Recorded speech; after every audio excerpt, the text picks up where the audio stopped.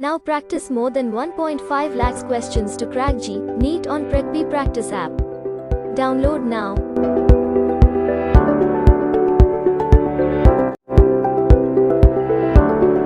अब मैं आपको बताता हूँ कि कोई भी दो हेवनली बॉडीज होती है ना, ठीक है, टू हेवनली बॉडीज।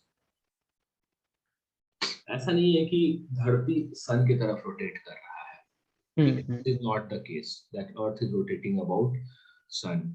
ठीक है, धरती और सन जो है दोनों अपने एक दूसरे के कॉमन सेंटर ऑफ मास के अबाउट रोटेट कर रहे हैं। हाँ, बिकॉज सन भी थोड़ा सा रोटेट करी जा रहा है।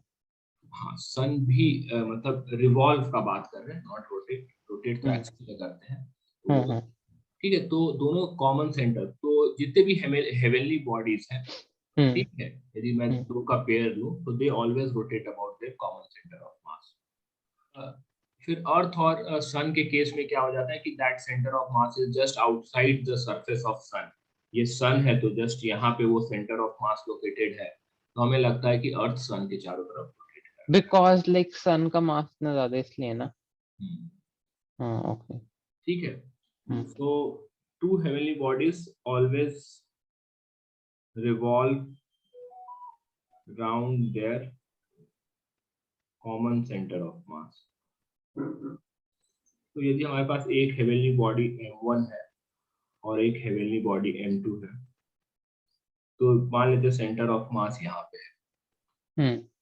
तो बेसिकली मैं ये डिस्टेंस लेट्स से x है और टोटल डिस्टेंस जो है वो d है। तो I can find out x, मैं x पता कर सकता हूँ। x क्या हो जाएगा यहाँ पे? x हो जाएगा, फॉर्मूला लगाऊंगा मैं सेंटर ऑफ मास से, m1 से मुझे पता करना है, मैं यहाँ पे ओरिजिन फिक्स करूंगा। ठीक है, तो m1 0,0 कोऑर्डिनेट हो जाएगा, इसका d,0 कोऑर्डिनेट हो जाएगा, तो ये m2d upon m1 plus m2 हो जाएगा। तो हमारे पास x पता चल गया, तो ये क्या हो जाएगा? d माइनस x हो जाएगा। हाँ, राइट। तो d minus x is d minus whatever, तो बेसिकली ये क्या हो जाएगा? m1d upon m1 plus m2। समझ में आ गया? हाँ, यस। तो ये जो प्लैनेट m1 होगा ये इसके चारों तरफ घूम रहा होगा। हाँ, मैंने भी ऐसे ही बनाया था। Centre of mass is the thing that remains stationary, और ये जो होगा ये इसके चारों तरफ, हाँ, इनके रेडियस अलग होंगे। इसके चारों तरफ घूम रहा होगा। अंडरस्टूड?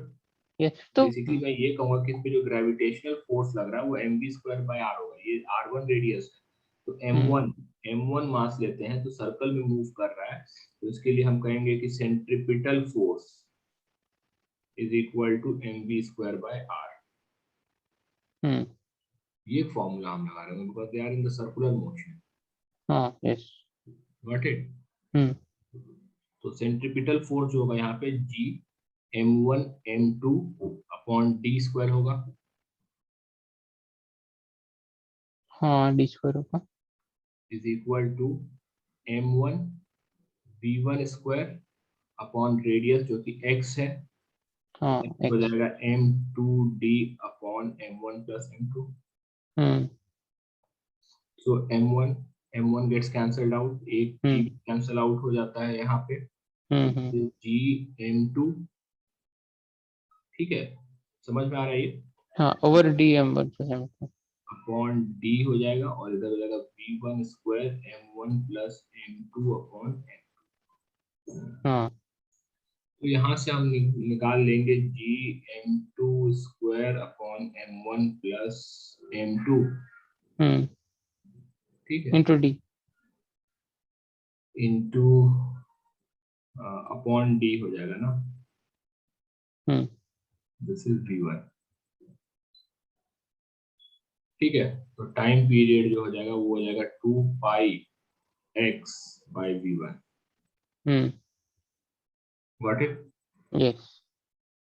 ठीक है, दोनों का जो टाइम पीरियड का फॉर्मूला आना चाहिए सेम आना चाहिए। ठीक है, हाँ, ये एक रॉड है, इसके दोनों साइड प्लैनेट लगे हुए हैं और ये रॉड रोटेट कर रहा है, तो दोनों सेम टाइम में अपना टाइम पीरियड कंप्लीट करेंगे। ये रॉड एक रिवोल्यूशन तो सेम टाइम में कंप्लीट कर रहा होगा। हाँ, अच्छा, क्लियर है? दोनों का टाइम पीरियड सेम होगा, बाहर वाले का वेलोसिटी ज्यादा होगा क्योंकि से ज्यादा। आ गया ट्विन स्टार सिस्टम समझ में? Yes sir.